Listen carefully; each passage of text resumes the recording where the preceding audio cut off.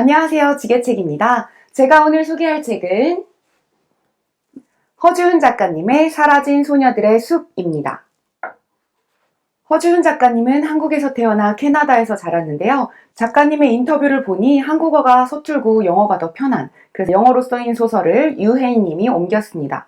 허주은 작가님은 캐나다에서 한국의 역사와 문화의 바탕을 둔 작품들을 출간했는데 장편소설 뼈의 침묵, 붉은 궁을 연이어 발표하면서 캐나다에서 베스트셀러 작가로 입지를 굳혀가고 있다고 합니다. 이번 소설 사라진 소녀들의 숲은 15세기 초 조선을 배경으로 한 역사 미스테리 소설입니다. 소설의 줄거리를 말씀드릴게요. 소설은 1462년 제주를 배경으로 합니다. 주인공은 민환희인데요. 환희의 아버지는 육품 종사관 민재우, 수사관이신데요. 1년 전 민 종사관은 제주에서 발생한 소녀들의 연이은 실종 사건을 수사하다가 그 역시 실종되었습니다. 그 후 목포에서 고모와 지내던 환희는 누군가가 보낸 아버지의 불에 타담한 수사 일지를 받게 되고 아버지를 찾기 위해 홀로 제주를 향하는 걸로 소설이 시작됩니다. 5년 전 어머니는 일찍 돌아가시고 아버지와 여동생 민매월과 함께 지내던 환희인데 어느 날 매월이 신병에 걸리게 되고 매월의 푸닥거리를 하기 위해서 무당인 노경신방에게 찾아가고 있었는데 그때 환희와 매월이가 길을 잃고 나중에 발견되는데요. 그들이 발견된 근처 절벽에서 서현이라는 여인이 추락해 죽은 것도 발견이 되게 됩니다. 환희는 당시의 기억을 아무것도 하지 못하지만 동생 매월이는 하얀 가면을 쓴 남자를 목격했다고 하는데요. 그 후 민종사관은 노경신방에게 자신의 둘째 딸 매월이를 맡기고 환희만 데리고 육지로 떠났습니다. 환희는 아버지의 수사 일지를 보며 어쩌면 아버지가 돌아가시지 않았을 수도 있다 라는 희망을 갖고 제주 노원리로 찾아가게 됩니다. 노원리로 돌아온 환희는 노경신방과 지내고 있는 동생 매월이를 찾아가는데요. 매월이는 자신을 두고 떠난 아버지를 원망하고 있었으며 아버지의 사랑을 독차지한 언니에 대한 원망도 가득했습니다. 아직 어린 소녀였거든요. 아버지의 발자취를 찾아다니던 중 환희는 아버지가 숲에서 죽은 채 발견된 소녀의 사건 말고도 여러 소녀들의 실종 사건들을 함께 파헤치다가 위험에 빠졌다는 것을 직감하고 숲에서 동생이 보았다던 하얀 가면을 쓴 사람의 정체를 알아내기 위해 마을을 탐문하기 시작합니다. 그리고 노원리 마을의 촌장, 문촌장을 아버지같이 의지하면서 홀로 수사를 하다가 마을에 머무는 죄인 백씨라는 사람을 알게 됩니다. 부친의 영모로 제주에 유배를 왔다는 죄인 백씨 백효성은 딸 가희와 둘이 살고 있었는데요. 가희의 얼굴은 상처로 가득했습니다. 가희의 얼굴 상처는 바로 아버지인 백씨가 직접 만든 것인데요. 그 상처를 만든 이유는 공녀로 끌려가지 않게 하기 위함이었습니다. 이쯤에서 이제 공녀가 나오는데요. 명나라의 조선의 젊은 처녀들을 바치는 제도였어요. 고려 후기 원나라의 요구로 시작되었던 이 제도는 13세에서 16세에 이르는 처녀를 인간 공물로 바치는 것인데 이 제도로 인해 가족과 떨어져 원나라로 가게 된 소녀들은 대부분 고된 노동과 학대에 시달리고 노비로 전락하는 신세가 됩니다.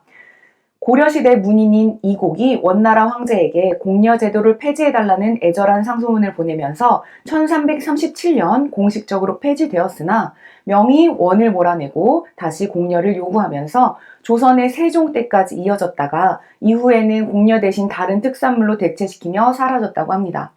어쨌든 이게 일제강점기의 위안부와 다름없는 이 공녀 제도인데요. 그냥 끌려가는 거잖아요. 위안부는 그래도 현재까지 많은 사람들이 알고 있고 많은 사람들이 싸움을 이어가며 기억하고 있는데 고려시대부터 이어오던 공녀의 슬픈 이야기가 드러나면서 역사를 다시 한번 되새기게 해줍니다.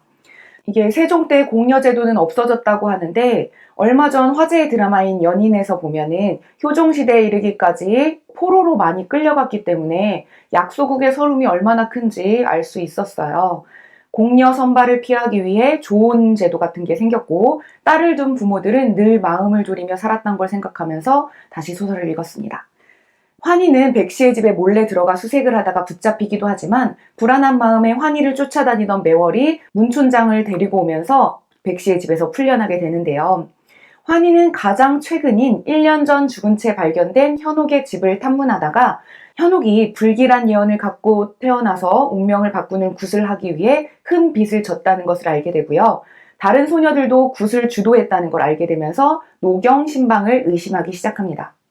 그렇게 환희는 노경신방의 집도 살펴보는데요. 노경신방의 집에서 수상한 가루를 발견합니다.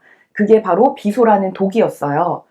그리고 아버지가 숲에 만들어둔 나무의 표식들을 보면서 결국 한 동굴에서 아버지를 발견합니다. 아버지는 칼에 찔린 채 죽어 있었지만 1년이나 시체가 거의 그대로로 보존된 것으로 보아 아마 독에 당했다고 확신한 환희는 노경신방, 무당을 범인으로 생각하는데요. 매월이 우리 신방님이 그럴 리는 없다 하면서 비소는 평소 많이 아픈 신방님을 위해서 본인이 지니고 있었던 것이라며 변호를 하는데요. 그렇게 노경신방에게 직접 찾아가 추궁하는 환희에게 신방이 이야기를 합니다. 5년 전 환희와 매월이 길을 잃었다가 발견되었던 그 근처 절벽에서 죽은 서연이라는 여성은 원래 노경신방의 딸이었다고 해요. 서연은 공녀로 끌려갔다가 명나라에서 도망쳐 제주로 온 여인이었는데 당시 마을 사람들로부터 손가락질을 받고 2년 동안 외톨이로 살았다고 합니다. 드라마에서도 보이잖아요. 포로로 갔다가 오면 정절을 잃었다, 한양녀다 하면서 사람 취급을 안 했던 게 묘사됐던 걸 보면은 그때 당시에도 공녀로 끌려갔다가 돌아온 사람들을 사람 취급도 안 했던 것으로 보입니다. 그러니 공녀로 끌려가기가 얼마나 싫었겠어요. 서연의 본명은 은숙이었고요. 노경신방이 은숙으로부터 들은 이야기를 털어놓습니다. 명나라로 끌려가는 배 안에서 술에 취한 사절이 자초지종을 말했단다. 노원리에 사는 한 아비가 공녀로 끌려가게 된 자기 딸을 보호하려고 다른 미인을 찾아주겠다고 약속했다고. 자기 딸보다 더 아름다운 처녀를. 이 말을 듣고 환희는 움찔합니다. 죄인 백씨의 집에 쳐들어갔을 때 백씨가 혼자 궁시렁거리면서 한 말이 떠올랐거든요. 아름다운 처녀를 빼내려면 얼마나 큰 뇌물을 바쳐야 할까. 사건의 전말은 이러했습니다. 노원리에서 예쁘다고 소문난 은숙이가 공녀로 끌려가게 될 다른이의 딸을 대신할 역할로 선택이 되었고, 공녀를 지정하는 사절이 뇌물을 받고 한 처녀를 빼주면 그 처녀를 대신할 다른 처녀를 무조건 찾아야 했기 때문에 더 예쁜 은숙을 납치한 것이라고. 그리고 그 납치의 주모자는 바로 문촌장이었어요.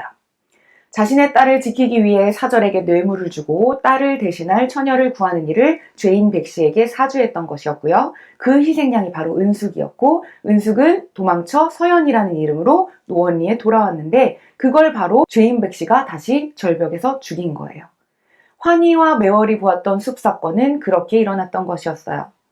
이렇게 사건에 점점 가까워지는 환희를 본 문촌장은 몰래 사약의 성분인 비소가 섞인 차를 환희에게 주고, 환희는 갑작스레 아랫배의 통증과 전신의 혼미함을 겪게 됩니다. 그 사이 매월이가 아버지가 남긴 단서들을 활용해 찾아내려는 것을 이어나갔고, 환희는 그때 동생의 위험을 직감하면서 정신을 붙들고 아버지가 남긴 단서, 연하당이라는 곳을 찾아내서 지하로 내려갑니다. 그 연하당이라는 지하에서 감옥을 발견하게 되는데요. 그곳에 매월이와 함께 갇혀있는 여자아이 3명도 발견합니다. 그때 문촌장이 눈치를 채고 찾아왔는데 위기의 순간 암행어사였던 유선비라는 이가 도착하면서 소녀들을 무사히 구조하게 됩니다. 모든 진실이 밝혀지자 문촌장이 악마 같은 소리를 합니다. 자신이 딸은 세자빈이 될 것이라고. 그동안 소녀들을 납치해 명나라 사절에게 뇌물을 바쳤고 다른 관리들의 뒤까지 봐주면서 세력을 키워오면서 그 다른 관리들이 세자빈으로 추천을 약속했던 것이죠. 이게 자신의 딸을 지키기 위함이었을지 출세를 위함이었을지. 어쨌든 모든 사건은 마무리가 되고 환희는 매월이와 함께 노경신방의 집으로 갑니다. 아버지의 실종 이후 고모의 집에서 정략 결혼을 앞두고 살던 환희는 이제 다시 동생과 함께 제주에 살게 됩니다. 아버지의 수사일지를 보고 제주로 돌아가 오랜 시간 떨어져 있던 동생 매월이를 만나는데 매월이는 유일한 혈육, 언니에게 원망의 시선도 갖고 있었지만 그래도 소중한 가족이잖아요. 이렇게 미스터리였던 사건을 끝내고 화해하며 동생과의 삶을 살게 되는 환희로 소설이 끝납니다.